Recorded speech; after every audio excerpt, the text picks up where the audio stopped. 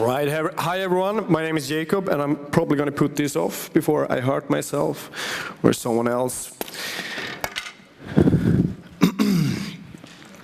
Today I'm going to talk about the opportunities with virtual reality. What's the status of VR and what we can expect from it.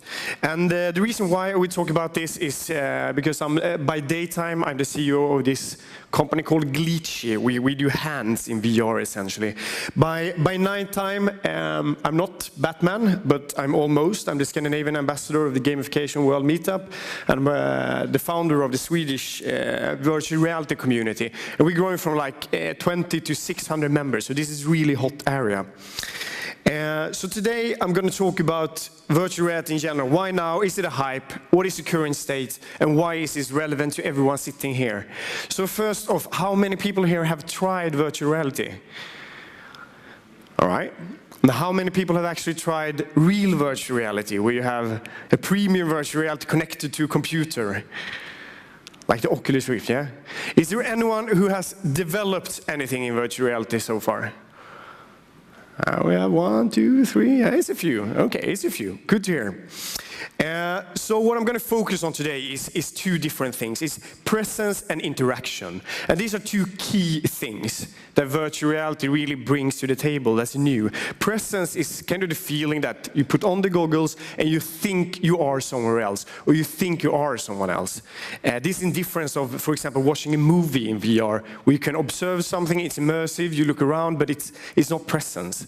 The other part is interaction, that virtual reality really brings to the table. We can it enables you to naturally interact with the world. You can walk around and pick things up. So these are the really two things that virtual reality does that makes a huge difference. So we take a little bit of a step back. Arguably the founder of VR is this man, Ivan Sutherland, who back in 1968 had this invention, Sword of Damocles, which kind of was these glasses you could look into. You had to have this big bulky thing above your head, was a pain in the ass, and it didn't look very good. But this paved the ground for the real hype that came in the early 90s, where these two bad boys came along. I only tried the Virtual Boy, the Nintendo Virtual Boy. I played some tennis game, was a horrible experience. And these kind of devices really led to massive hype back in the 90s. And a lot of people keep on saying this still. I mean, I seen VR in the 90s, it failed then, and it will fail now. So what I usually say then is, well, let's watch some 90s VR then. And there's no sound. Do we have any sound?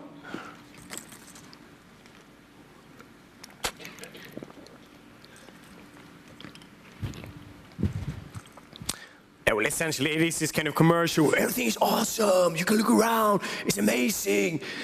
Yeah, it's so great. And you see kind of in the background what you actually see. And this is kind of what led to this hype. The technology couldn't really live up to the expectation. So, I mean, yeah. Not really amazing. And this was kind of the case. It kind of lost interest because the technology really wasn't there until this guy came along. I don't know if anyone recognizes him, but his name is Luckey. It's a bit of an awkward photo, I guess. Maybe you recognize him better here. In the arms of Patrick Swayze. Or maybe here, in the arms of Leonardo DiCaprio. Okay, I'm going to stop now. All right, one more. In the arms of that monkey dude in Lion King. This is my favorite. So this guy came along and he was kind of a sci-fi nerd. He loved virtual reality, and like, I think it was just 4 years ago, he started out in his parents' garage and putting together his own kind of headset, which was this kind of duct tape thing.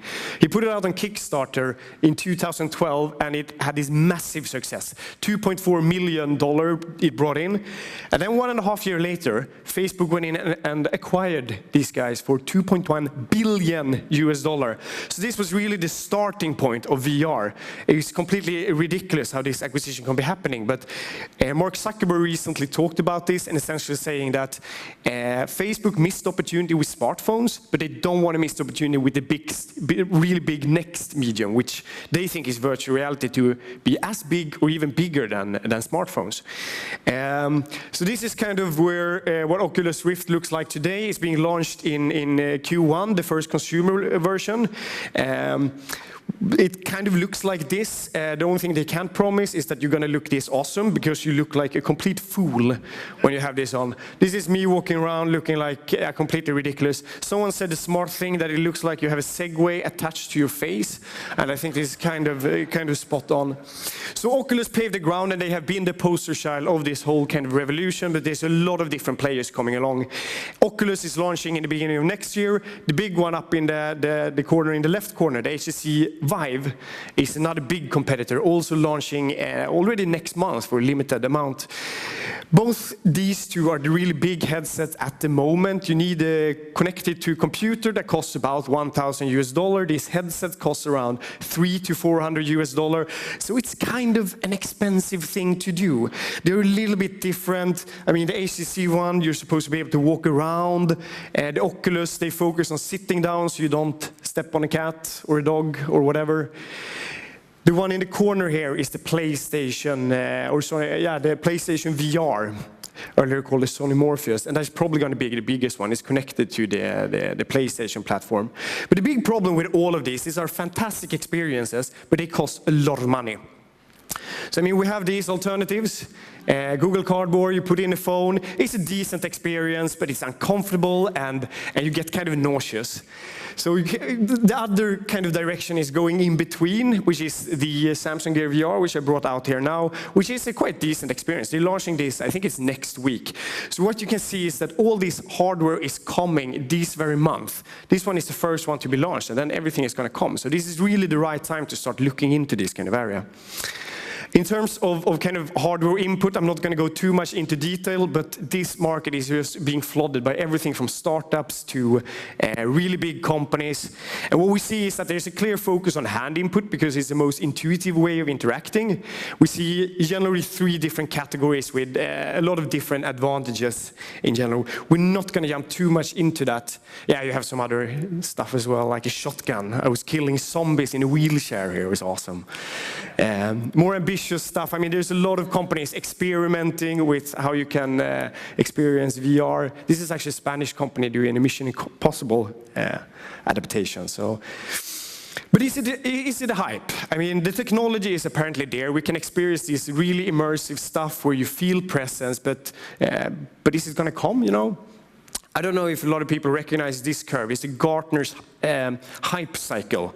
And essentially what he's saying is that a lot of new technology, what happens is that it gets super hyped, and then the technology doesn't live up to expectations, so it disappears for a couple of years and then slowly start progressing as well. IoT is a typical thing that's expected to be kind of at the top of the hype.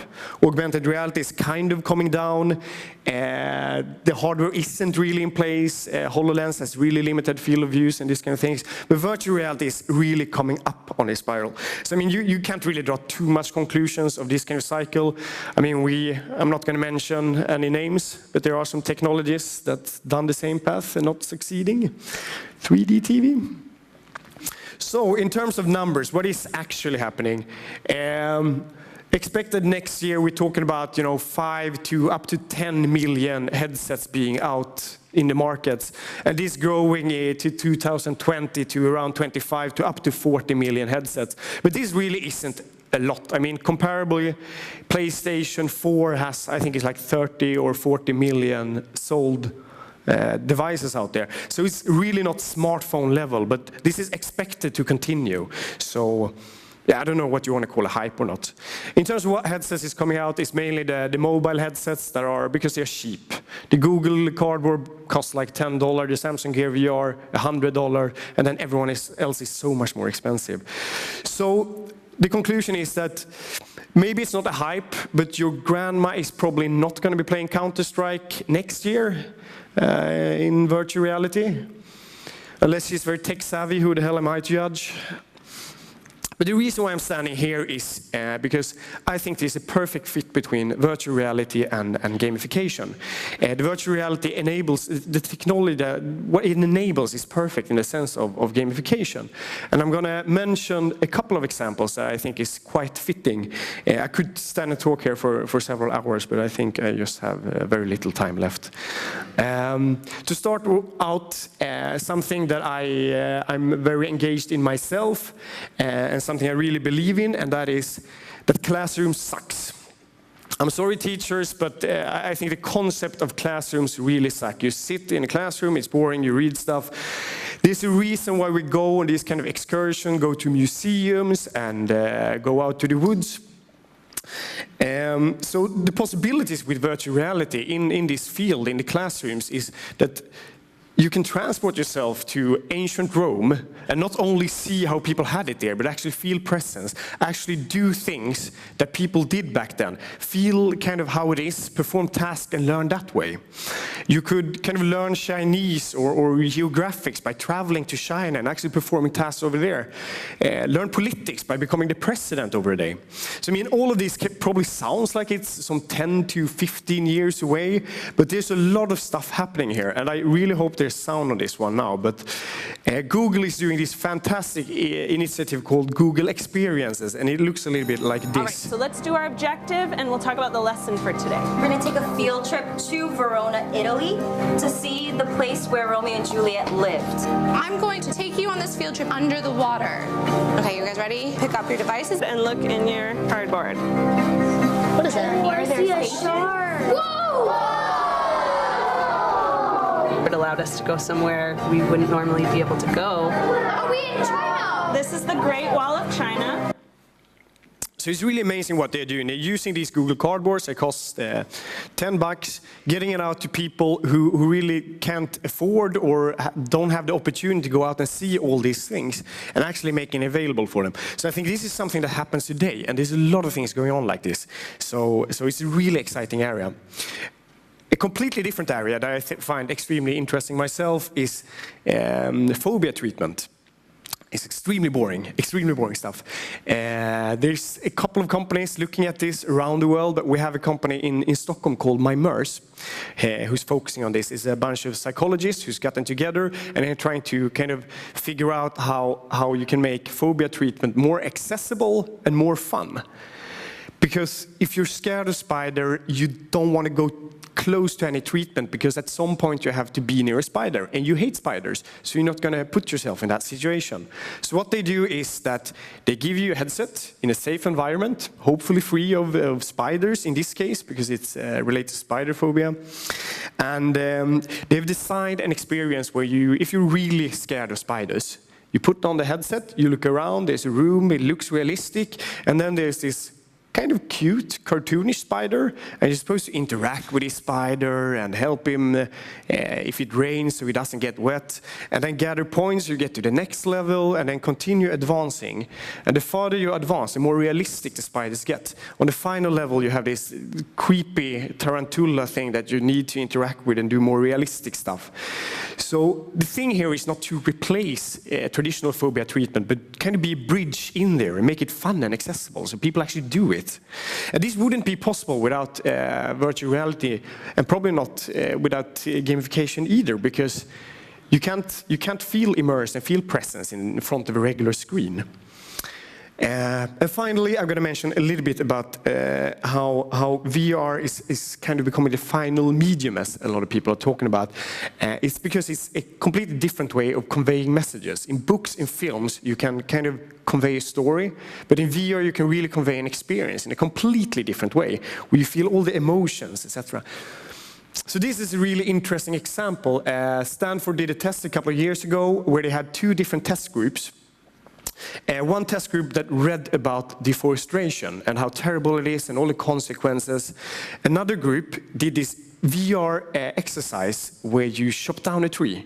You didn't get any information about deforestation or if this is bad or good or why you're chopping down a tree. You just do it.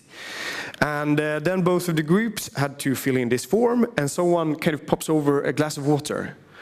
And what they discovered was that the group who had done the VR exercise, they used 20% less paper to kind of dry up the space. So this is really interesting. I mean, that you can use this kind of experience to kind of build empathy. And there's a lot of things happening in this area. I mean, right now, this morning, I saw an article about a company who's trying to put you in the shoes of people fleeing from Syria and immigrants and this kind of situation. And I think this can be applied to a lot of different cases. For example, if you're supposed to train corporate policies or rules or whatever, to actually see the consequences of what you do and kind of feel it in a different way. So essentially what virtual reality does is it democratizes experiences. Everyone can experience. You can experience whatever you want. And if you want to throw in a couple of badges in there, fair enough. And I think this is a really exciting opportunity in general in relation to gamification. And maybe it's so exciting that we might want to call it, give it a new word, I don't know, experientification or something. So again, presence and interaction, that is the two really key things related to virtual reality. Being able to feel that you are somewhere else, that you are someone else, and interaction, being able to interact with the world, with your hands, walking around, all these things. So keep this in mind, because it is coming. It's probably not going to be in every person's household next year, but it is coming along, and it enables us to do a lot of cool stuff. Thank you very much.